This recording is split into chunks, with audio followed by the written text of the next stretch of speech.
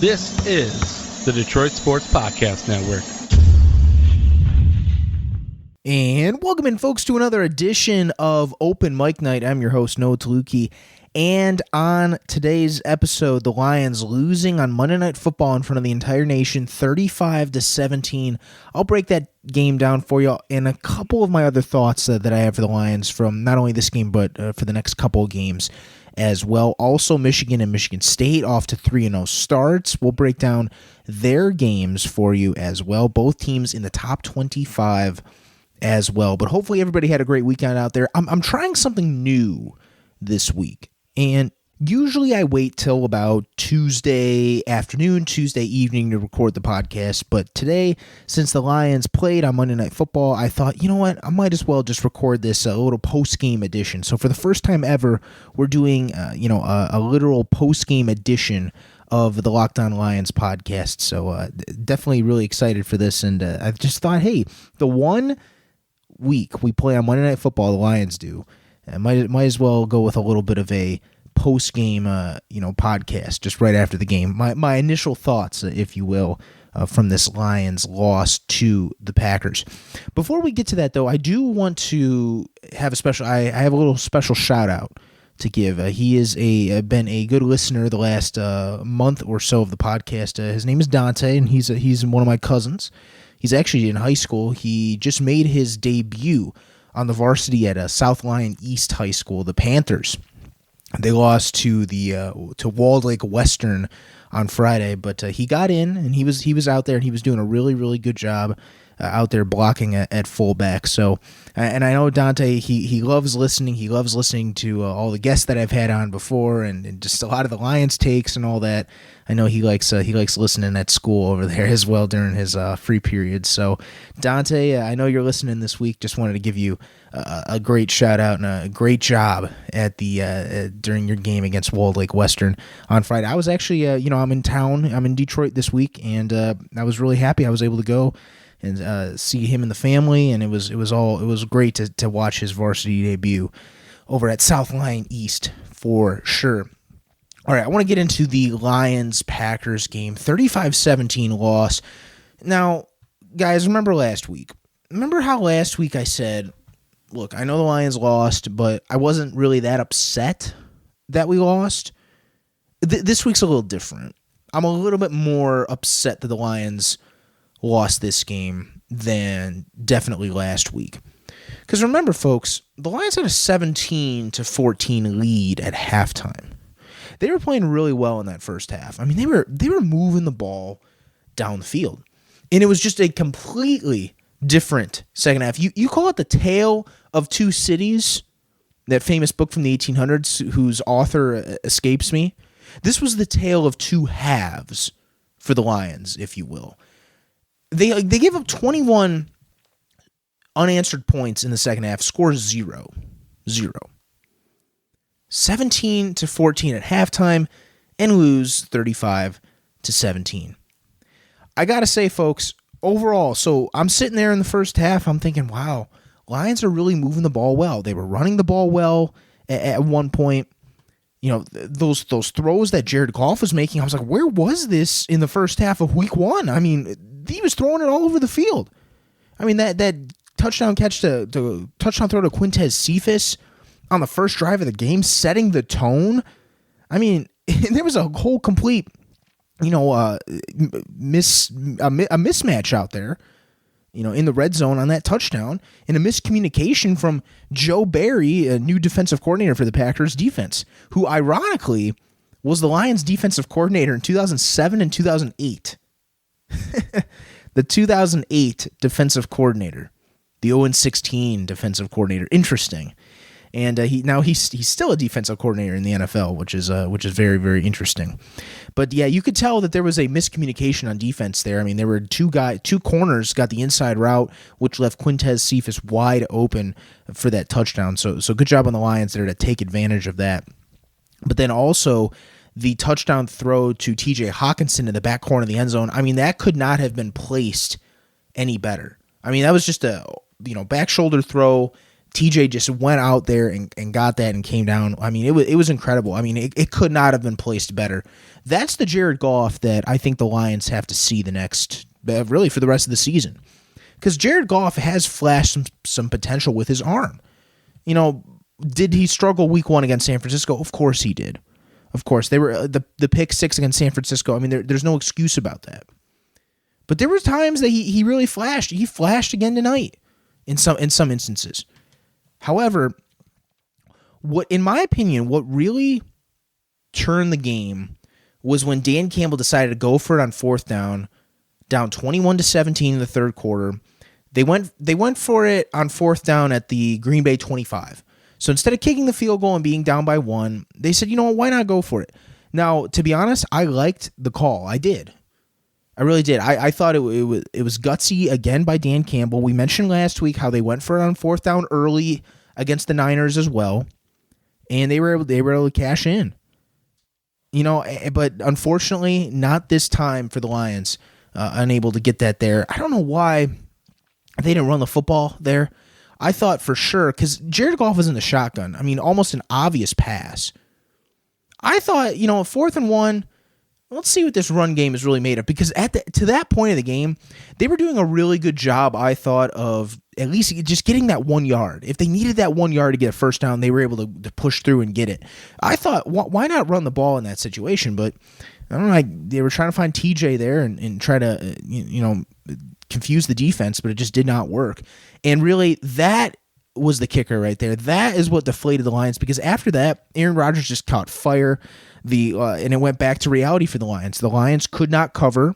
The defensive backs could not cover, because in the first half, for the most part, I thought they were doing a good job of covering. The corners didn't look as lost as they did last week. Now, did they give up some plays? Of course, but I thought the first half overall was pretty decent. But then the second half comes, and when Rodgers got fire, oh man. I mean, that throw to Robert Tonyan down the seams, or in the middle of the field, I should say, with the 2 safety look. If you listen to Louis Riddick and Brian Griese on Monday Night Football, who, by the way, I think those guys were pretty good analysts.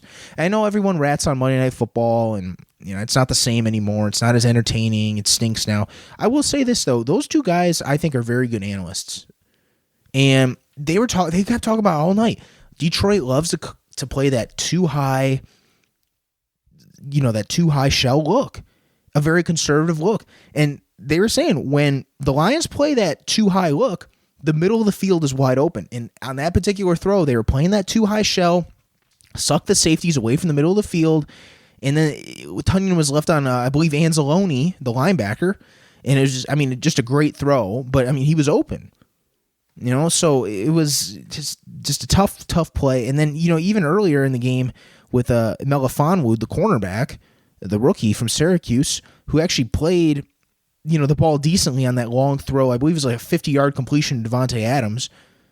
A little bit of a similar play, in my opinion, to the Jeff Okudah play from last week with a Deebo Samuel catching the touchdown, except this one didn't go for a touchdown, but he was in good position again, but just somehow Devontae Adams caught it. Don't get me wrong, this guy is, first-team All-Pro receiver, but a little bit disappointing there, especially how the Lions, in my opinion, finished that game, because it was a complete opposite last week. They finished really strong.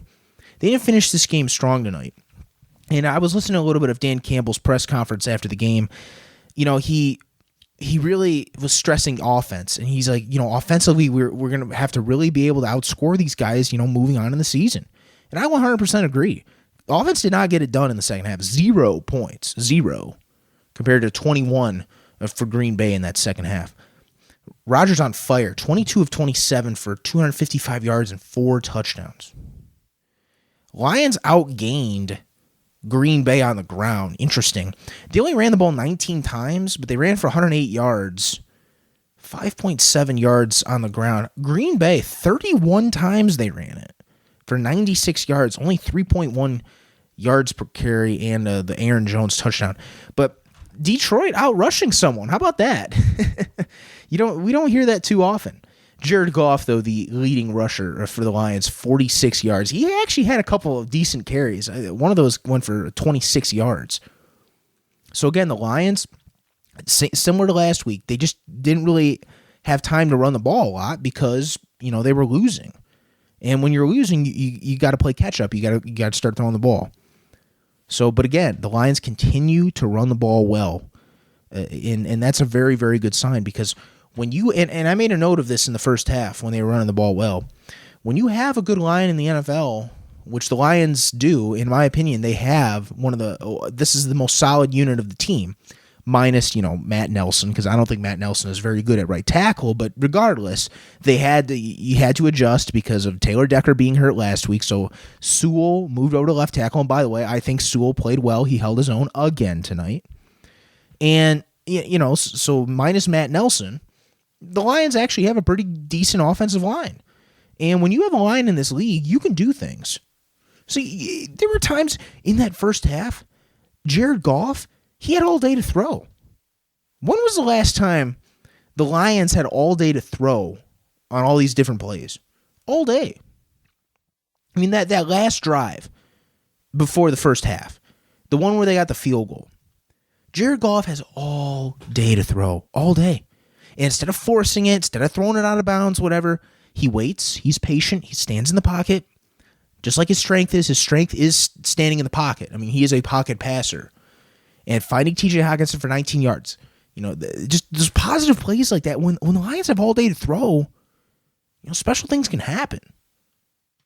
Interesting, too, from a defensive standpoint, the Lions had 3 sacks tonight, compared to just 1 for Green Bay. So Lions were getting after Aaron Rodgers a little bit. I mean, of course, most of that was done in the first half, because then Rodgers just sliced and diced the defense in the second. But I got to say, the Lions did not do a good job of finishing that game off tonight, because they were in it. They were.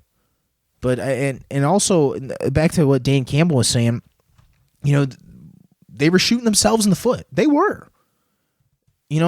Obviously, that one possession in the first half where they had all those penalties. Remember that? It was, they were at like their own 35 or something like that, and they started backing up because of the holding penalties and delay a game, whatever it was. And then I will admit, from a referee standpoint, there were some weak calls, in my opinion. This pass interference call in the end zone on the Lions, very weak. That Jared Goff out of the pocket, that was not an intentional grounding call. I mean, it was clear that he was trying to get the ball to Swift. And it was clear on the replay that the defender hit Goff's arm, which caused the ball to, spin out funky like that and only go like 2 yards in front of him. That's not intentional grounding. That's not. You could see that, I mean, it was clearly a forward pass, but intentional grounding, just again, the officiating I thought was poor, but no excuse. No excuse that the Lions lost that game. Nothing to do with officiating. They definitely beat themselves. So yeah, they had that possession with penalties that Dan Campbell pointed out, and then the fumbled snap. I mean, the fumbled snap in the second half, that was definitely shooting themselves in the foot. I understand, guys. I understand it's raining outside. You guys, play inside. You guys don't have to deal with rain a whole lot. And but the first snap too, like you're down. We want some points, and I think they were down 28-17 at that point, trying to look for some more, trying to get some momentum, and then fumbled the snap on first down and just completely wasted as the Packers got it back and then scored easily the next possession. So did the Lions shoot themselves in the foot? Yes, they did. I thought they did. Now, am I saying that the Lions were going to win this game at all? No, but could it have been closer? Could it have been a game the entire game, not just the first half? Yes, I think so. So a couple things, the Lions definitely have to clean up some things, but overall, though, I did think there was some positives. Good to see TJ getting in the mix. I mean, 8 receptions, 66 yards. We need to see TJ being almost the leading receiver every game. Quintez Cephas, I thought, stepped up as well. 4 receptions, 63 yards. He had the touchdown. But really, it was only in the first half. He kind of disappeared. And Dan Campbell pointed out in the press conference, he disappeared in the second half. So Quintez, he's got to be the leader of this. He's got to be one of the leaders of the receiving room, because there's not a lot of experience, as we all know, especially with Tyrell Williams being out with a concussion. So, and Quintez, the only receiver that was on the team last year, that's on this team. So this is a guy that I guess, has to act like a veteran now, even though this was only his second year. So they need Quintez to step up. But glad to see that touchdown, but he's got to play the whole game. He can't just show up in one half and completely disappear in the next. Can't happen. So, overall, definitely there are some glaring holes on defense for the Lions. Did they do a better job than they did against San Francisco? I thought overall, yes, especially on defense. You could tell there were a little bit more adjustments made. Is it still the same story about the corners not being able to cover anyone? Yes. Linebackers, especially. Alex Anzalone, lost in coverage. Needs to get in the DeLewis, Riddick, and all them started talking about it. More depth there. That's why they were allowing those completions downfield. They weren't getting deep enough. They just can't cover. Second game of Dan Campbell's career. It's not going to get any easier with Baltimore coming in. I saw that. I was watching that second half of that Baltimore-Kansas City game, and Baltimore looks for real. I got some great defenders, and Lamar Jackson is, the dual threat quarterback that he's one of the best in the NFL. And, basically, do you want to go for it on 4th and 1 there at the end of the game? He says, heck yeah, I am going for it, and you easily get the first down. Wow. By the way, Baltimore Ravens, shout out to Greg Roman, their offensive coordinator. He is a John Carroll alum. Of course, I'm a fellow Blue Streak. So just, I know we've talked about our NFL connections. That's our connection for this week. Greg Roman, the offensive coordinator who's calling the plays for Lamar Jackson, is a John Carroll Blue Streak. Also, Will Blake, shout out to him. He's a guy that I used to work with in the John Carroll Sports Information Department. He is one of the producers for the Ravens radio broadcast. He just got that job this year, so shout out to Will Blake. So 2 John Carroll connections for the Ravens against the Lions this week. Always have to give a shout out to my Blue Streaks, as you guys know. All right, enough with the Lions. Hopefully, we'll see what happens against Baltimore, because they're going to have to clean up a lot of stuff to keep up with the Ravens. I do want to talk a little bit about Michigan State before we end this. First, I want to talk about Michigan State. They're going down to Miami, and obviously hot, very hot down there, humidity, all that stuff that you've heard in the past about going down to Miami. And they put up a really solid performance against a ranked Hurricane team. Now, is this the Hurricane team from the early 2000s, the 80s, early 90s? No, this isn't the same as I should say, as it was in the past. But however, Miami was ranked. It was a home game for them. De'Aaron King is a solid quarterback. And Michigan State just shut the door on them, especially in the fourth quarter. They won 38-17, and they scored 21 points in the fourth quarter. How about that? Peyton Thorne continues to develop as a quarterback. I know he got sacked 3 times, but 18 of 31, 261 yards, and 4 touchdowns, no picks. That's solid, especially against a ranked team, getting the ball downfield more. Jalen Naylor continues to impress. He had 2 touchdowns in the game. They got those playmakers, and oh, by the way, Kenneth Walker, 172 yards, another 150 plus yard performance on the ground. Note, he didn't run for a touchdown; he caught a touchdown. But just continuing to produce, Kenneth Walker. There's an article in the Free Press today that said that he was a dark horse Heisman Trophy candidate. How about that?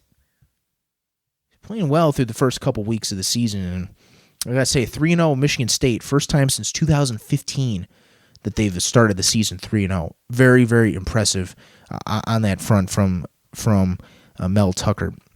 I know there was a lot of talk after that game about, is this a statement win and all that. I don't think Mel Tucker really described it as a statement win, because he says we're at that point where we expect to win these games. I like those comments. We expect to win these games. I like it. There's no doubt in these Michigan State minds. There's nothing about shocking the world, as Juwan Howard would say, or anything. No, they're down there and they're expected to win, at least in their mindset. Really, really like it. Miami rushing the ball did nothing. They only got 52 yards on the ground. Their longest carry was 11. 2.2 yards. Yeah, Michigan State's run defense continues to impress as well. They'll get their second opportunity at a Big Ten game this week on Saturday. It's a 7 p.m. game in East Lansing against Nebraska. Nebraska continues to struggle, losing a close one to Oklahoma last week in the rematch of the greatest game of the century, or the game of the century, as I should say. I was texting our good buddy, a friend of the program, Corey Schlesinger, who we had on last year. I was talking to him a little bit about that Nebraska game because, of course, he is a Nebraska Cornhusker himself. But Michigan State, time to make a statement. Nebraska, Western Kentucky, at Rutgers, and then at Indiana. Rutgers is an improved team. We'll get to a little bit more about Rutgers later when we talk about Michigan. But I think Michigan State should take care of Nebraska and Western Kentucky. Rutgers is going to be tough because it's on the road, and like I said, an improved Rutgers team, and then at Indiana. So, at Indiana will be interesting because that's always like a trap game. Indiana is a team that likes hanging around in the Big Ten. A noon start in that one. And then, of course, the week after, or 2 weeks after, because they'll get a bye, the Michigan State game in East Lansing on October 30th, Halloween weekend.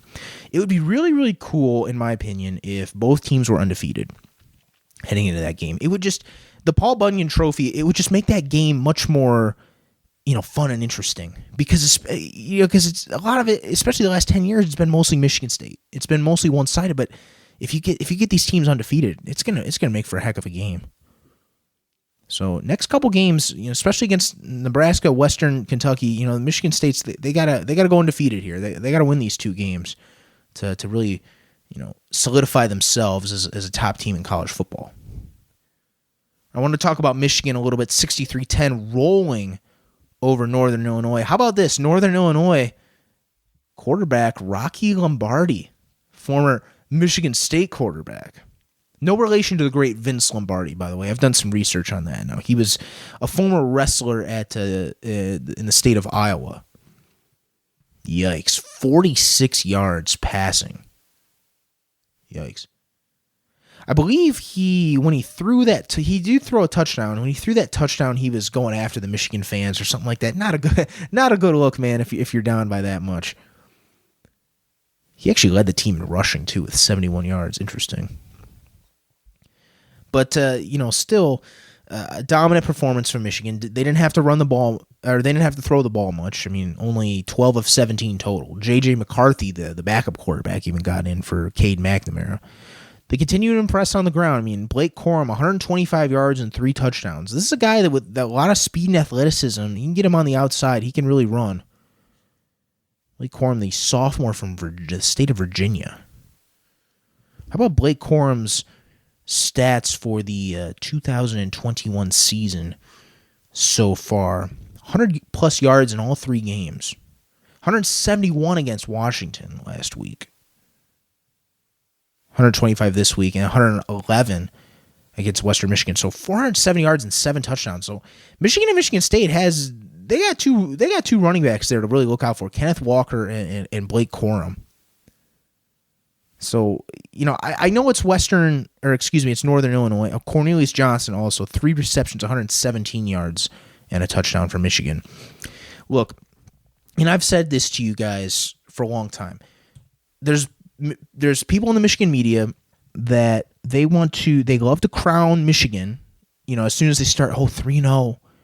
Oh, they're going to have a special year. They're special. All right, guys, great start, especially how you started last year. Last year was no good. Yes, I will say this is a nice start for Michigan, especially a nice statement, 63-10 victory over, I know it's a MAC team, NIU, but they took care of business. They did. But how about you get some wins? How about you beat Rutgers? How about you go on the road and beat Wisconsin and Camp Randall? How about we get some of these couple Big Ten wins first before we start talking about, hey, this is a good Michigan team? Because 3-0 is all good and all, but, is Western, Washington, and Northern Illinois really the powerhouses of college football? No. I'm going to start beating those good Big Ten teams. How about you go beat Penn State on the road, Indiana at home, who's always a scary team. Last but not least, how about you go beat Ohio State in the last game of the season? We have a long ways to go for that, but I want to see how Michigan looks against Rutgers for me to officially buy in. If they go up and beat up on Rutgers, and I understand Rutgers is, historically the laughingstock of the Big Ten. However, they are improved. I mean, Greg Schiano is back. But how about they beat up on Rutgers, and how about they go to Camp Randall and win before I start, thinking about Michigan as a contender for the Big Ten. We all know Ohio State's struggling this year. We do. Which, especially if Michigan is playing well down the stretch, it could make for a very interesting game, that Thanksgiving weekend later on. But 3-0, good start for Michigan, but let's pump the brakes a little bit. Let's beat Rutgers, Wisconsin, heck, even Nebraska first before we start, talking about, Big Ten championships or beating Ohio State and all that. That's at least in my view on the Michigan situation. Be sure to check out all the other great content on the podcast network. We got the Doc and Jock podcast, the Michigan podcast. I'm sure they'll talk a little bit more in detail about this 3-0 start this week. The wrestling podcast is great. The Fan Report, Pistons, training camp starting up pretty soon. I know they love talking about that. A lot of great content. Also, John Macroon does a phenomenal job with Sports Illustrated. Go check it out on Twitter and all that as well. Next week, hopefully, we'll get some more wins in the state of Michigan with Michigan and Michigan State. Maybe a Lions victory. We'll see about that against a very formidable opponent in the Baltimore Ravens. Actually, hold on, just before we end, speaking of the Ravens, I didn't realize this till this week, but the new coordinator, Mike McDonald, the defensive coordinator for Michigan, is a former Ravens linebacker coach. He was with them for, I think, like 6 or 7 years. So finally, Michigan, they're back to an NFL defensive coordinator, or at least a guy with NFL experience at D coordinator. Something I noticed over the weekend about the Michigan Wolverine football team. Thanks again, folks, for tuning in to Open Mic Night this week, and make sure to tune in next week only on Open Mic Night.